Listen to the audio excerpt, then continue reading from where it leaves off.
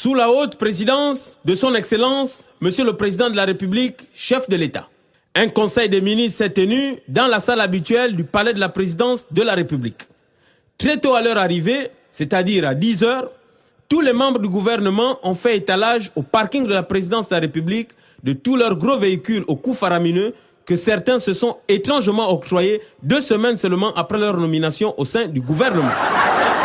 Après ce rocambolesque scénario, les ministres se sont dirigés dans le petit salon du palais de la présidence de la République où les attendait le chef de l'État avec qui ils ont pris le petit déjeuner habituel. Petit déjeuner au cours duquel le ministre des Affaires sociales et du bien-être familial a fait remarquer au Conseil le manque d'haricots verts de jambon dans leurs omelettes. Une remarque qui a été prise en compte par le Conseil et aussitôt un comité de suivi a été mis en place pour éviter ce genre d'incident.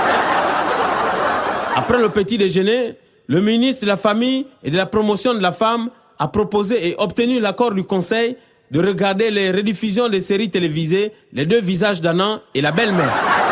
Après les rediffusions des séries, un match de ludo a opposé le chef de l'État aux membres du gouvernement.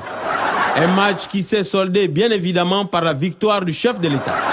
Le Conseil a rendu un hommage mérité au chef de l'État pour cette énième et brillante victoire. À 12 heures, le Conseil s'est dirigé dans la salle à manger du palais de la présidence de la République pour le déjeuner gouvernementaux-présidentiel. Le Conseil a mangé avec appétit sous le regard quémandeur des aides-de-camp. Le Conseil a digéré et à 13 heures, une sieste de 3 heures s'en est suivie. À leur réveil, le Conseil a grignoté et le peu de temps qui restait, le Conseil l'a consacré à survoler les problèmes du pays à très haute altitude. C'est ainsi qu'à l'entame des travaux, au titre des séminaires et conférences, ministère de la Défense nationale. Le ministre de la Défense nationale a proposé et a quand même obtenu l'accord du Conseil quant à la participation du Gabon à une conférence très prochaine qui se tiendra à New York. Cette conférence, dont l'objet du jour portera sur les missions de l'armée américaine en Irak, bien que ne voyant pas l'utilité pour notre pays de participer à une telle conférence, le Gabon sera fortement représenté par une délégation de 49 personnes, tous frais payés par l'État. En matière de politique générale, suite à l'épisodie du chikungunya qui a secoué le pays, le chef de l'État, très soucieux de la santé des Gabonais, a pris des décisions draconiennes en autorisant aux forces de l'ordre de tirer sans retenue sur tout moustique suspect qui tenterait de faire irruption dans notre pays. Ministère des Travaux publics et ministère des Transports. Les ministres des Travaux publics et du Transport ont conjointement proposé et obtenu l'accord du Conseil quant à la décision suivante. Vu le nombre croissant d'accidents de circulation sur nos voies, souvent causés par l'inconscience des chauffeurs fous au volant de leurs véhicules, les ministres ont proposé la décision suivante. Les routes resteront telles qu'elles sont pour que les bourbiers et les nids de poules servent de limitation de vitesse vu le manque de panneaux de signalisation.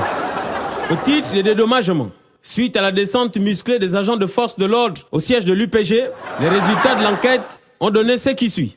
Plusieurs objets ont été perdus ou endommagés. Les objets sont les suivants.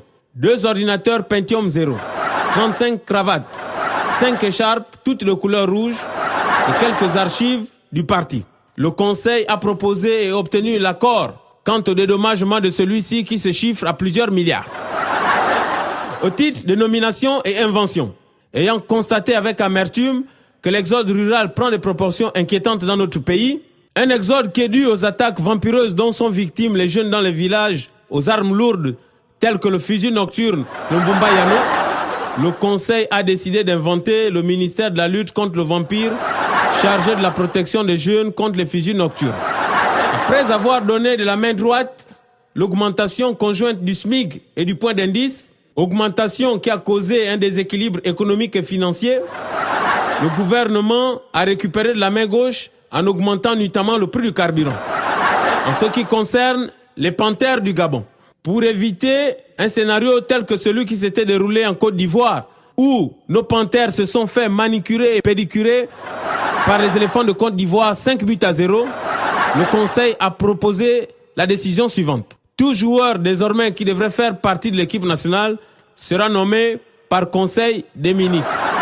C'est ainsi que pour donner du sang neuf à nos joueurs les présélectionnés pour les futures compétitions au poste d'avant-centre. Jean Eyegendon, précédemment Premier ministre, chef du gouvernement, en remplacement de Daniel Cousin, renvoyé.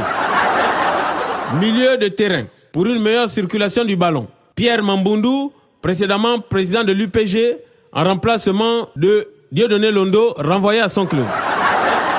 Au poste de gardien de but, pour assumer la virginité de nos goals, Zachary Miboto, précédemment président de l'UGDD, en remplacement de Didier Ovono-Eban, chassé. À la fin des travaux, le conseil a pris un pot pour la route, un pot qui a été suivi par la distribution des enveloppes kaki, dont je ne saurais vous dévoiler le montant et le contenu.